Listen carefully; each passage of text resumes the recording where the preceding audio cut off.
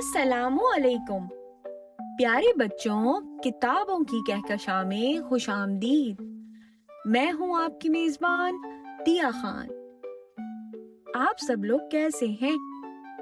امید ہے کہ آپ سب لوگ مزے میں ہوں گے۔ آج کی کہانی بر اعظم افریقہ سے تعلق رکھتی ہے، یعنی ایک افریقی کہانی ہے۔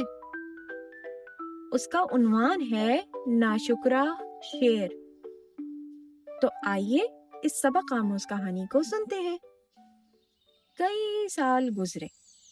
افریقہ کے ایک گھنے جنگل میں ایک شیر رہتا تھا۔ اس شیر کا نام تھا ہاکی۔ افریقی زبان میں ہاکی کا مطلب ہوتا ہے نا انصاف، یعنی انجسٹ۔ جنگل کے تمام جانور ہاکی سے بے حد ڈرتے تھے، کیونکہ وہ ایک بہت خطرناک شیر تھا۔ جب وہ دہاڑتا تو تمام جانور کانپنے لگتے۔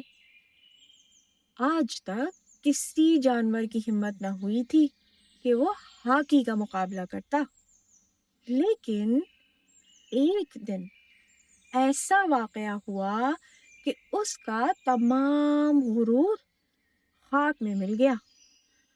خشک سالی کی وجہ سے ہرا بھرا جنگل بنجر ہو چکا تھا۔ پانی کے تالاب اور گڑھے سوکھ چکے تھے۔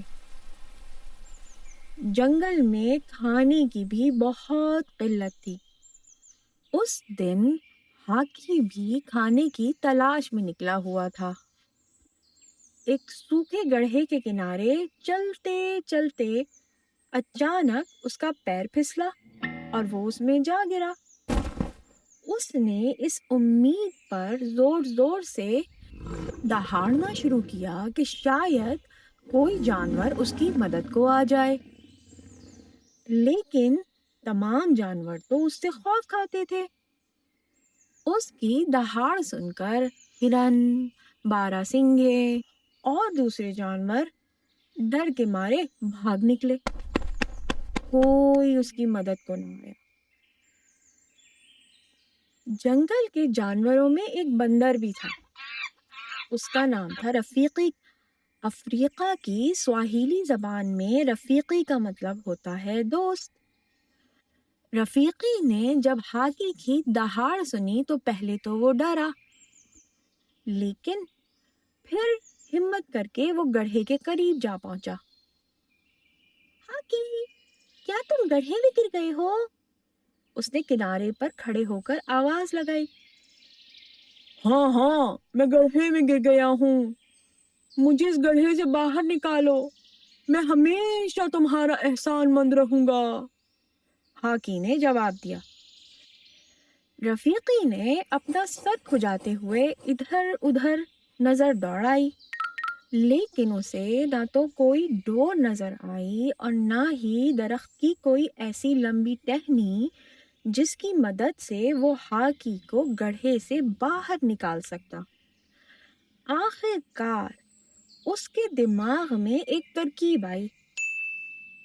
اس نے اپنی لمبی اور گھنی دم کو گڑھے میں لٹکا دیا اور ہاکی سے بولا، میری دم کو مضبوطی سے پکڑ لو، میں تمہیں گڑھے سے کھینچ کر باہر نکالنے کی کوشش کرتا ہوں۔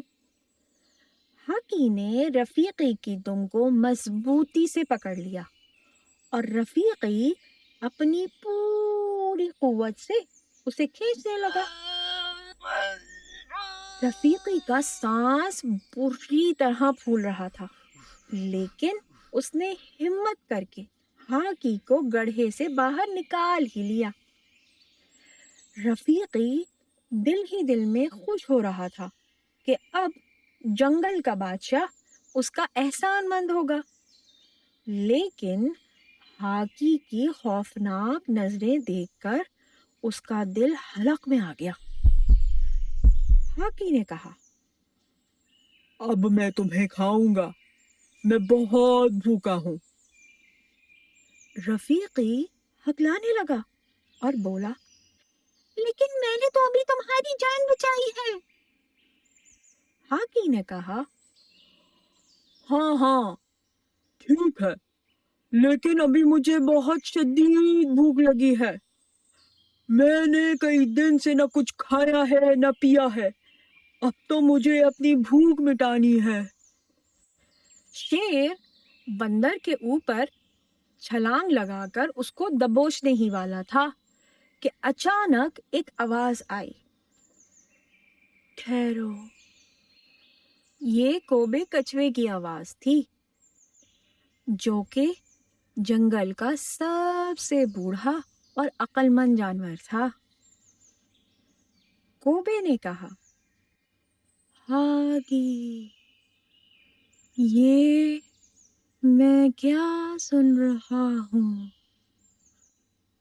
رفیقی نے تمہاری جان بچائی اور تم اسی کو کھانے جا رہے ہو؟ ہاکی غرور سے اپنی گردن اکڑا کر بولا، میں اس جنگل کا بادشاہ ہوں اور میں وہی کروں گا جو میرا دل چاہے گا، مجھے کوئی نہیں روک سکتا۔ کوبے نے چند لمحوں کے لیے کچھ سوچا اور پھر بولا، بھائی، میں تو یہ یقین ہی نہیں کر سکتا کہ ایک چھوٹا سا بندر اتنے بڑے شیر کو گڑھے سے باہر نکال لائے۔ میرے خیال میں یہ بات بالکل جھوٹ ہے۔ رفیقی کی آنکھوں میں ایک چمک لہرائی اور اس نے کہا، لیکن یہ بات تو سچ ہے، میں نے ہاکی کی مدد کی ہے اور اسے گڑھے سے باہر نکالا ہے۔ کوبے نے منہ بنا کر کہا، کہاں ایک چھوٹا سا بندر اور کہاں اتنا بڑا شیر؟ میں تو بالکل یقین نہیں کر سکتا کہ ایسا ہوا ہے، بلکہ میں تو اس بات پر بھی یقین نہیں کر سکتا کہ ہاکی اس گڑھے میں گرا ہوگا۔ ہاکی کا منہ غصے سے بگڑ چکا تھا، وہ غرا کر بولا، ٹھیک ہے بوڑھے کچھوے، غور سے دیکھو۔ یہ کہہ کر ہاکی گڑھے کے کنارے جا پہنچا اور اندر چھلانگ لگا دی۔ کوبے مسکراتا ہوا رفیقی کی طرف مڑا اور بولا، چلو اب ہم چلتے ہیں۔ رفیقی کی آنکھیں حیرت سے پھیل گئیں اور اس کی زبان لڑکھڑانے لگی، لیکن کوبے نے اپنی پرسکون آواز میں دوبارہ کہا، بس اب چلو۔ ہاکی گڑھے میں سے دہاڑا، رکو، میری مدد کرو، تم دونوں کہاں جا رہے ہو؟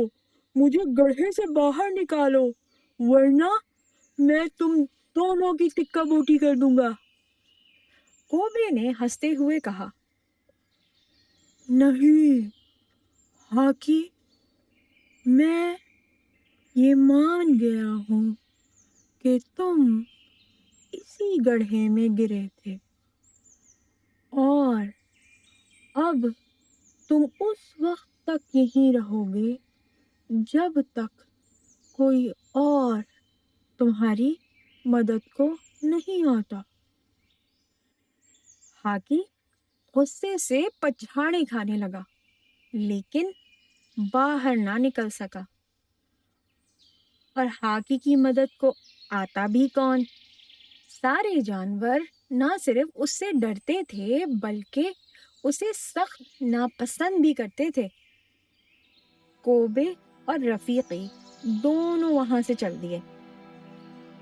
اس دن جنگل کے تمام جانوروں کو یہ سبق ملا کہ ناشکرا پن ہمیشہ تباہی کی طرف لے کر جاتا ہے اور ذہانت ہمیشہ ظلم پہ بھاری رہتی ہے۔